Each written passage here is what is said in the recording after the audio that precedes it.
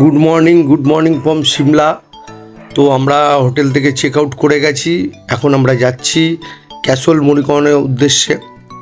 তো আমাদের গাড়ি ছেড়ে দিয়েছে, এখন আমরা ক্যাসল মণিকরণে যাব। তো ওখানে রাস্তায় যদি কোনো ভালো ভিউ দেখতে পাই অবশ্যই তোমাদেরকে দেখাবো। সিমলা থেকে মণিকরণ প্রায় অনেকটা রাস্তা, প্রায় 6 ঘন্টার রাস্তা, 220 কিলোমিটার। রাস্তাটা অনেকটাই লম্বা, সুতরাং আশা করছি রাস্তায় যেতে যেতে অনেক ভিউ পাওয়া যাবে।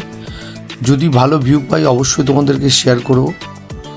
তো তোমরা দেখতে পাচ্ছ অলরেডি আমরা খুব সুন্দর একটা ভিউ পেয়ে গেছি। তো এই ভিউ এনজয় করতে থাকো।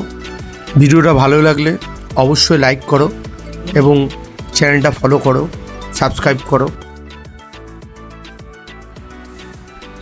সিমলা ছাড়িয়ে আমরা এখন মান্ডি বা কুলুর দিকে এগোচ্ছি।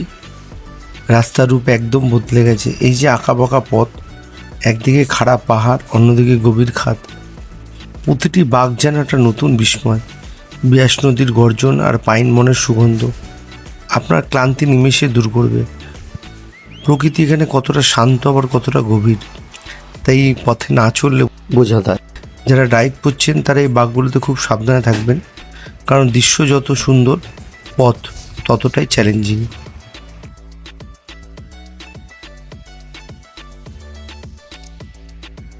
এই দীর্ঘ পাহাড়ি পথে দীর্ঘযাত্রার নিয়ম হলো পেট হালকা রাখা, অর্থাৎ খাবার দাবার।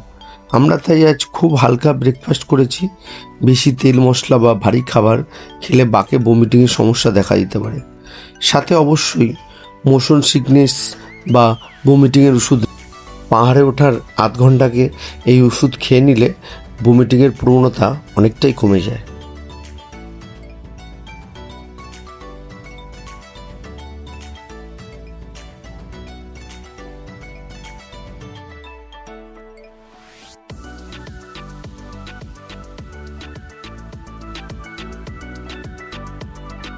চলার পথে একটা ছোট ধাবায় দাঁড়িয়ে আমরা কিছুক্ষণের বিশ্রাম নিলাম এবং ওখানে খুব হালকা পাতলা খাবার খেয়ে আবার আমাদের যাত্রা শুরু করলাম।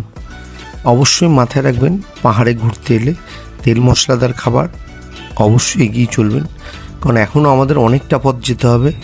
তাই মান্ডির কাছে আমরা একটা ধাবাতে দাঁড়িয়ে অল্প খাবার খেয়ে নিয়ে আবার আমাদের যাত্রা শুরু করলাম।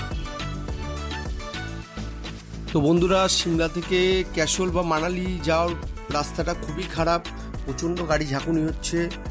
সামনে নদী বয়ে চলেছে, নদীর অপরূপ দৃশ্যটা তোমাদেরকে দেখায়। ক্যামেরাটা আমি ঘোরাচ্ছি, চলো নদীর দৃশ্যটা উপভোগ করো।